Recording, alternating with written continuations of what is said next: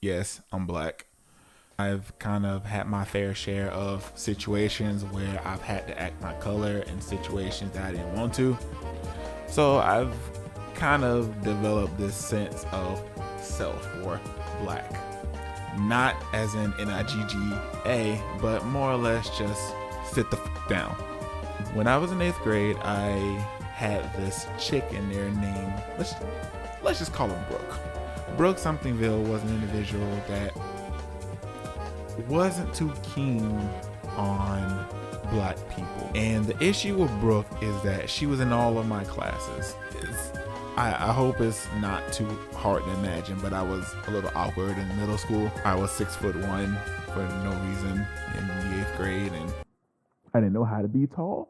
So it turned into a situation of I was the prime target. She made sure that she just pestered me because I was at that time in my life where people could hit me, but I couldn't hit them back. I was a lot bigger than them, and who will believe that I'm the big kid getting bullied? There's a day where I lost my sense of self and I blacktivated. I show up to school one day and she was in my second period. I come to school late because I go to a dentist appointment.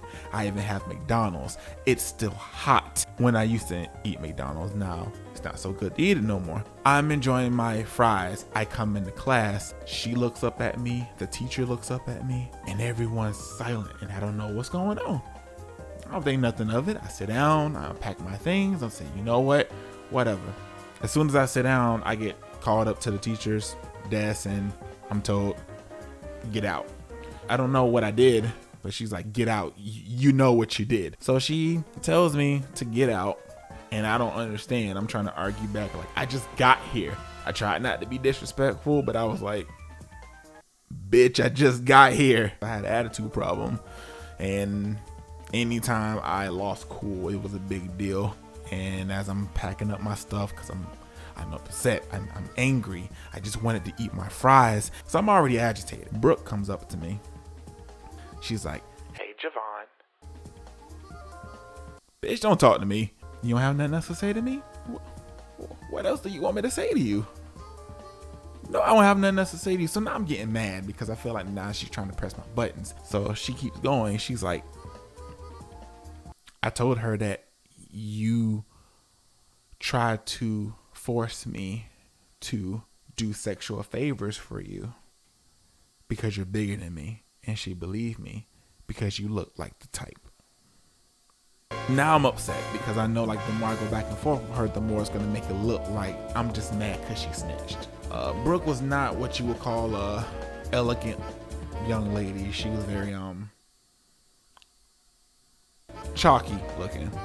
Is that a good way to call Trailer Park? She goes into explaining what she did to me because she knows that no one's gonna believe me, and of course no one would have believed me. I'm glad you're getting sent away. I hope they expel you. I can't stand you, you fucking nit. And I lost it. With that, I just threw the nearest thing to me. I threw a desk. I threw a desk from one end of the classroom all the way to the other. The issue was I threw the desk with her still in it. So it didn't even dawn on me that she was in the desk, but all I knew is that I heard a ah!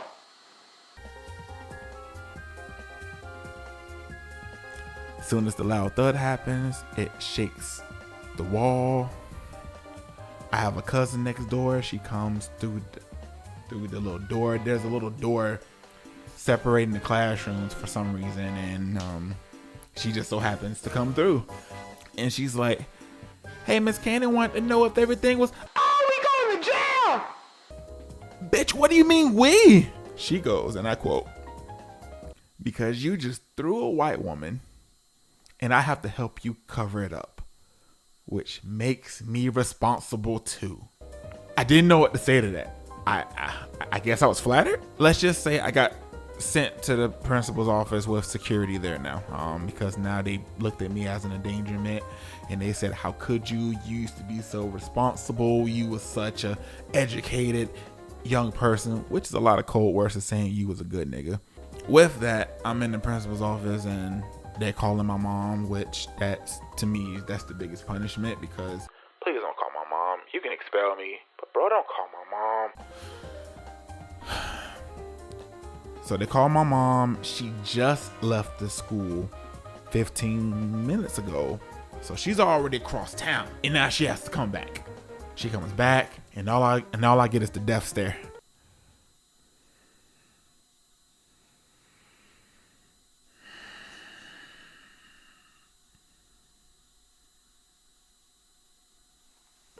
All I can say is, I'm sorry, mama. I promise you, she deserved it. That's all I could tell her. She wasn't having it. So the principal tells my mother and I to go into the office, and we're talking, and they're asking what happened. I'm trying to tell them. At first they're like, that can't be what happened. Brooke would never do such a thing. Well, if that's what she did, why didn't anybody else hear her? Look, there's a lot of reason to dislike me at this point, because I was the kid that no one really understood. I wasn't black enough to be with the black kids. I wasn't white enough to be with the white kids. I wasn't mixed enough to be with the other.